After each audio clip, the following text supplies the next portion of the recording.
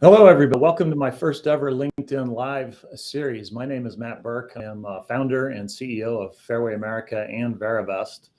I'm a published author, a longtime real estate fund manager and investor, and all-around kind of curious human being. So as I started the process of writing my second book, I kind of thought to myself, why not share some of the knowledge and experience that I and a lot of my guests have gained wading through a lot of the small balance real estate waters with all the people out there. So let's kick off our first episode of Fundamentals with Matt Burk. This is an educational series for everything you need to know about how, why, and when to or not to launch and run a real estate fund. So my first guest is a friend of mine, a guy I've known for quite some time, and a client, Ryan Parsons from Sunlight Peak. Ryan, thanks for joining me. It's great to be here with you, Matt. Congratulations on the launch of the new series, and appreciate being a guest of yours here today. It's great to have you. And Ryan and I go way back. We've done a lot of things together, and so I know Ryan quite well. But Ryan, why don't you share a little bit of your background with some of the listeners? And I know you came out of corporate America and kind of got into the alternative real estate space. So why don't you give us a little background of kind of how and why that happened? Sure. Well, as you said, you're a curious human being, Matt. That definitely makes two of us on this call, and probably a lot of your listeners as well, how we find our way into the alternative investment space, particularly real estate. But my background, I was very fortunate, having grown up in the middle of the Middle West, into a real estate and farming family. So real estate as a whole has been in my blood, from the beginning, as they would say. But went and did my formal education in finance, and went to corporate America, as you said, and was working really mostly in personal finance. But my passion of money, my passion of wealth, my passion of financial independence was always rooted in real estate. And so as that journey unfolded, found myself working in the fund management space. We're obviously working with you and your team, helping to establish and architect some of those funds, and really learning about what it means to have a private fund wrapper around real estate investments. But as all of that unfolded, if I remember right, early on. Sorry, Ryan, you're cutting in and out, a little technology glitch. But I remember early on, though, you were talking about you kind of got out of corporate America as you started doing on the side a lot of real estate deals and notes investing and things like that, right? And wasn't that what kind of originally got you into coming into the private space and going from a 20-year, corporate guy to being an entrepreneur in the real estate space? That's exactly right, Matt. As we're doing some of those private individual real estate deals on my own, in conjunction with individual other high net worth investors participating in those deals, it was became a natural transition to explore the fund structure, just to gain more efficiency, both on the fund manager side from my perspective, and more efficiency for my investors and my clients in the fund as well.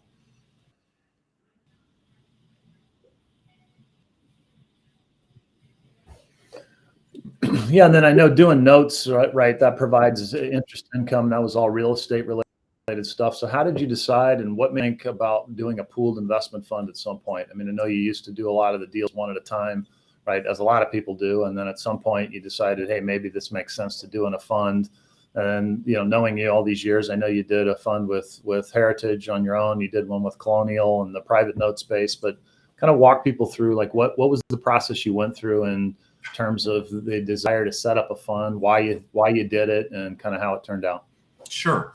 So, in that part of my, that part of my journey, Matt, I should say, and just in full transparency, I'm not an active fund manager today, and from what I'm doing, but that journey that I was on, Matt, was really identifying not just the efficiencies, for my clients or for my investors in that fund, but the efficiency as a fund manager, and trying to aggregate the various different types of deals it took to scale.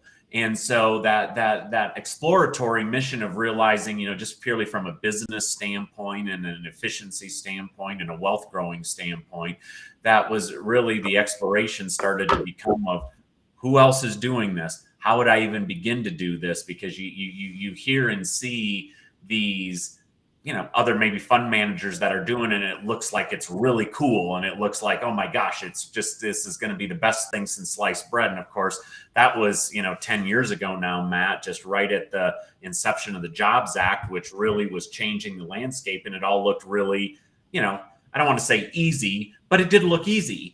And as with most things in life, it's never quite on the surface as it seems to be. And that's when I think we started reaching out to you and talking about this, especially given your experience in that space, Matt, of having your own funds over the years and starting to just talk about and freely talk about, is this doable? And I think probably the biggest thing I learned even during that exploratory process was how you have to be really honest with yourself of what do you want to do. Being a deal sponsor or a deal facilitator, kind of on the one-off deal, is extremely different, like 180 degrees different when you add the fund manager title to your mix of doing the deals. In other words, I think what I first realized in that exploratory process, being a deal sponsor does not make a fund manager, and being a fund manager does not make a deal sponsor.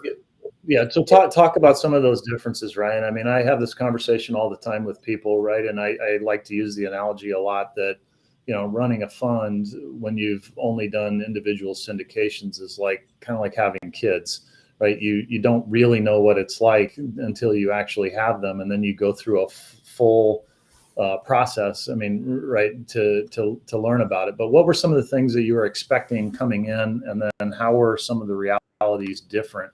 For maybe hit a couple of the highlights for people. Sure.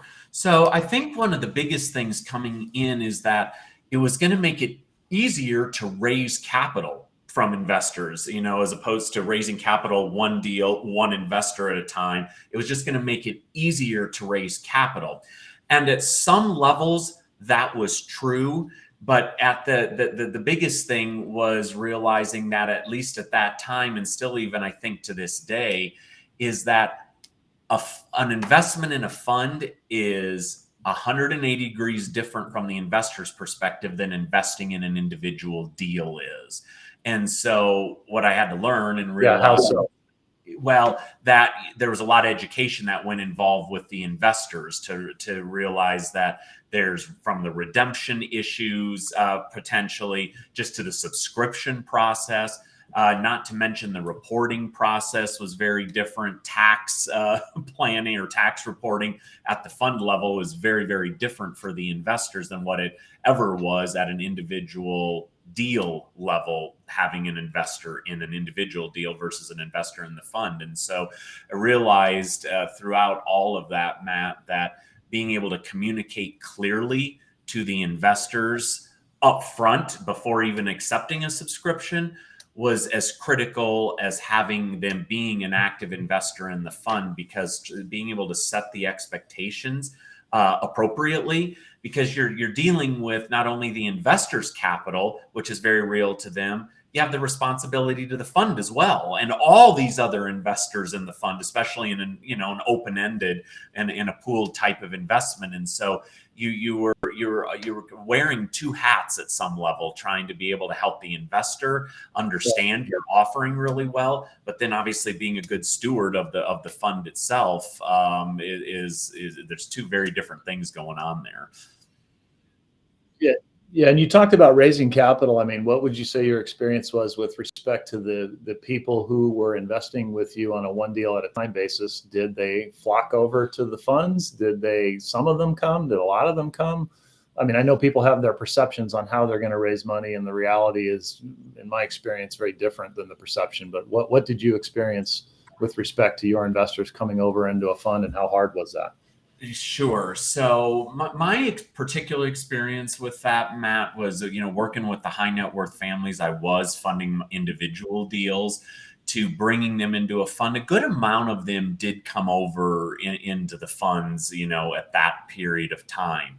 And but it was an education experience. They were learning right alongside me as a fund manager, even though it had long-term relationships with these families. that we'd been doing things together with for a lot of years. Anytime you introduce something new, there's always a natural bit of reluctancy, I would say, Matt, even though the relationship is there, between everyone. Anytime there's something new, in that case, there was a lot of regulatory changes going on. So that was all new, really, literally to everybody. The fund structure was a new concept to my existing investors at that time. And so there, with that learning going on, it created, frankly, a lot of work. It was a lot of work to keep open lines of communication. All of a sudden you were producing, quarterly reports about what was going on in the fund, the commentary, trying to host investor relations, webinars to talk about what was going on. And so that in and of itself was a bit of a natural change too, of going, why are you doing this at the fund level?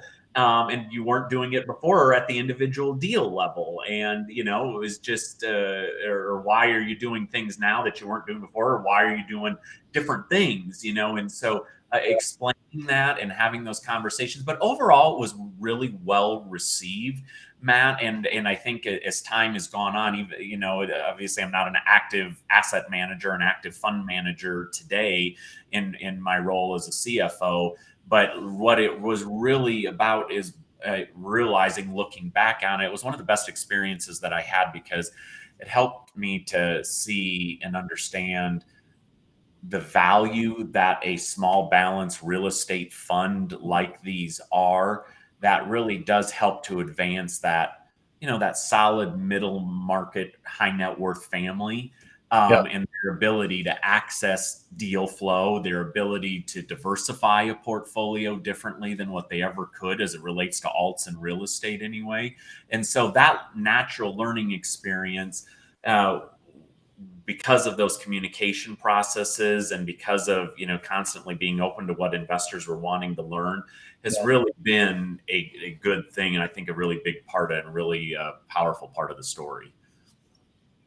Yeah, and I know you're doing some different things now. I'll get to that here in a second and kind of share with people how you've evolved from fund management to what it is you're doing today. I'd touch upon briefly, I know that when we were working with you on that over time, my recollection is that, you guys were doing a lot of discounted notes, right? So you're buying notes at discounts and pools and so forth. And there was a really high velocity of assets in that fund, right? I mean, you'd buy them, you'd turn them from non-performing into performing, and then they'd go to REO, and then you'd sell them, and you carry the paper.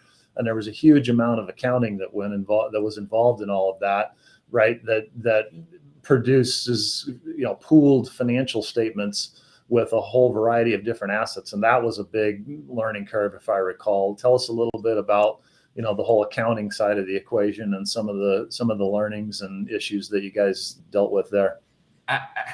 Absolutely. That was almost a master's degree in and of itself, Matt. You probably recall helping us understand that and learn that, and realizing, it's just a difference of what fund accounting looks like. Because again, it's the fund that is needing to do a tax return and produce balance sheets, no longer just an individual deal, like, you would have done it before. And it comes with a whole new set of rules, whether it's the GAAP rules, whether it's tax accounting, whether it's, GAAP purposes, and then taking all of that, Matt, and then trying to help an individual investor understand what all of this is, what does all of that mean. And so having you and your team was so instrumental and critical in that. And your experience of what you'd all gone through, and in some of your early funds that you had, that knowledge that was able to transfer. But beyond just that technical knowledge, again, it's how do you communicate that to an investor who's never really had an experience with that fund, or if they have had experiences with it, what is the good and the bad and the ugly, so that when an investor asks you, do you do this, or how do you do that, you've already thought through it a little bit, and you either have a plan in place for it, or can certainly at least speak to some of those accounting issues and those bookkeeping issues that come with running a small balance fund, and be evolving to that, and to, again, try to be as efficient as possible. Because again, that's why or in part why you did a fund or why you do a fund is there's levels of efficiency. But those are those issues that behind the scenes that still need to be very well thought through.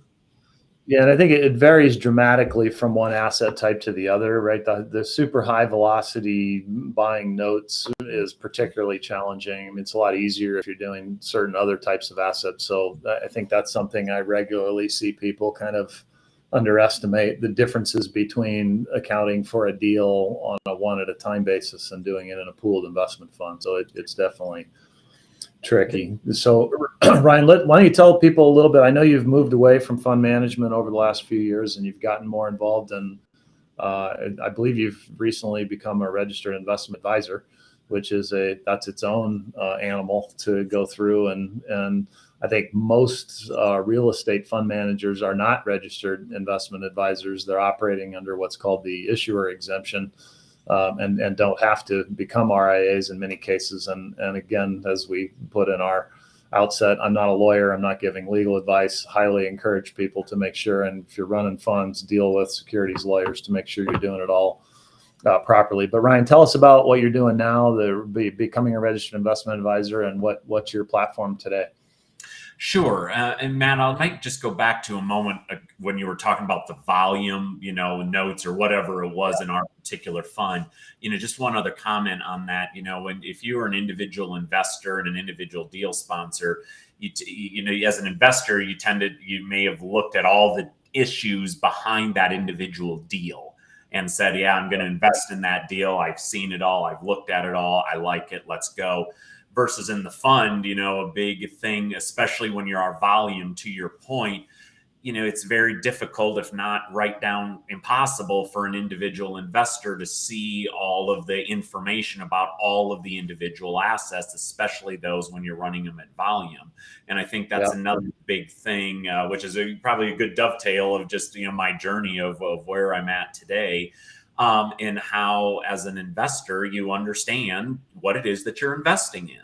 And Matt, as long as you and I have known each other, my passion has been around high net worth, do-it-yourself families, these do-it-yourself investors, which has taken on a whole new definition of itself, because do-it-yourself back in the day was trying to find alternative investments, which was really difficult and very fragmented to be able to do that. And as you mentioned, the leaving lawyerly things to lawyerly things, but becoming a registered investment advisor, which is a very broad definition in and of itself, has, from an individual investor standpoint, to be able to find and have other eyes on a deal with you. And in this world of alternative investments, it's very difficult for most high net worth families to not only get the access to alternatives that they need, have an independent,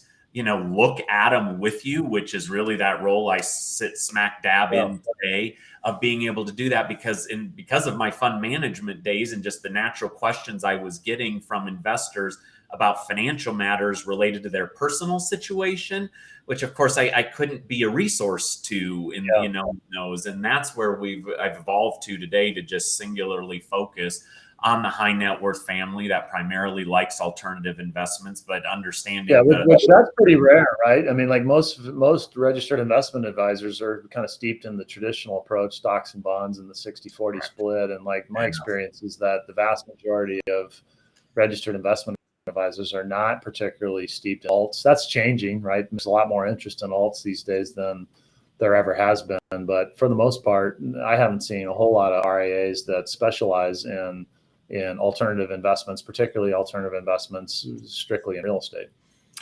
You're right, Matt. It's very much the industry is still very much geared towards traditional types of investments. But the reality of it is, and this is always kind of the place, right? Regulation is behind, traditional industries are behind of where the consumer is actually going. And in this case, the high net worth investors that want alternative investments are so widely unserved or underserved at best. out there when you start to realize there's a level of complication, whether it's tax complication, charitable planning, estate planning complications, cash flow, business succession issues. And oh, by the way, I like alternative investments. And because of that disjointed nature of all of those things, that's where I find myself, very excited to be sitting right smack dab in a kind of a world of the great unknown. But having been a fund manager myself, Matt, having been a high net worth investor myself, just coming from real estate and then understanding these lifestyle and these family matters that high net worth families, tend to find themselves in. It's just what I realized in order to bring more transparency and more credibility to the overall space, being able to serve these families and working with them on their terms. To your point, it's not just a classic asset allocation model and the alts it's not a thing, and just trying to pick product A, product B, product C doesn't work in this space. And it's what's, what I think is a great opportunity really for high net worth families that are seeking that type of help of being able to provide that. And that's really where my passion and focus lies at today. Yeah. Well, you've been very consistent in that over the years, man. So I admire the focus on that. And I know a lot of folks that have been big fans of yours over the years. And so I'm sure you're doing great work on that. So, okay, as we're getting toward the end here, Ryan, I'm going to ask you a few quick questions here. Just give us some in a minute or so. Give me a one light bulb kind of book or audio book, podcast, a quote that's inspired you that you're really looking into right now. Well, I would probably say it's kind of a quote or a one-liner, Matt. When we improve quality, we also improve productivity. And I think around that quality. Well, where I get it is from my productivity planners. Truth be told, on every day I look at that. But I think the saying of that came from W. Edwards Deming, is who quoted that. Yeah, and big famous lean guy, right? Yeah, exactly. And I look at that and think about that quality, which in so many areas of our world and our lives, it seems like quality is deteriorating. And, I see that what can be done from this reporting element for the high net worth families of all these assets, especially these non-publicly traded assets, and, really thinking through what does that quality need to look like so high net worth investors can be more informed and even bring more capital to the extent they want to this space, and advance their own lifestyle and their life goals, desires. So that's probably the biggest thing that I find myself really focused on, and what that means in this space. Yeah, a quote I've used a lot is, but how you do anything is how you do everything. So quality. So what do you have going on right now, and what cool things are you working on that people might be able to get in touch with you about? Yeah. So as you know, Matt, this has just continued to be a journey of mine of trying to bring this concept of single sign-on access. So, for a high net worth family, especially that's got a high degree of their net worth in alternatives in that, imagine being able to sign on and just see all your transactions of all of your investments in one spot. And being able to see, what the actual rate of return is on your whole portfolio, and then being able to make good decisions about that, as opposed to just saying, oh, I think this deal is doing this, or I think this manager is doing that. Which is great. Checking what's actually going on is what informs new decisions going forward. And so that's been something, as we've been working on for quite a while. We've made great progress towards that to ease the burden of the tracking process of the high net worth investor in the world of alternatives and real estate. Yeah, I know there's a fair number of investment management platforms out there these days. A lot of managers sign up for, but the challenge with those is you can't see any more than just the one investment on those investment management platforms. So if you got multiple managers you're dealing with, even if you're on the same platform, it's hard to see. And if they're on different platforms, there's no way to do it.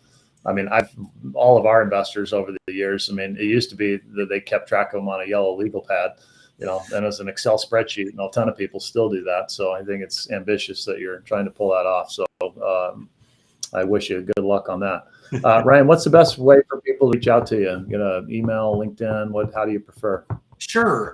Since we're on LinkedIn, LinkedIn is great. Ryan Parson, you can find me out there. You can visit us at our website, sunlightpeaks.com, and take a look and, see what we're doing. And always glad to talk to any high net worth investor that's interested in, bringing more of that elegant, trying to simplify from the complex while keeping their plans really, really elegant as well. Ryan's been a pleasure as always. It's always great to chat with you. Thank you so much for being my first guest. You'll always have been my first guest on my LinkedIn Live show. So appreciate you being here. Well, thanks for having me, Matt. Continued success to you, my friend. You're doing a great job. I appreciate everything you're doing in the space. Okay. Thanks, Ryan. All right. We'll see you back here next week on LinkedIn Live for episode 2. We'll let you know who our next guest is. In the meanwhile, stay sharp. Thanks for joining us.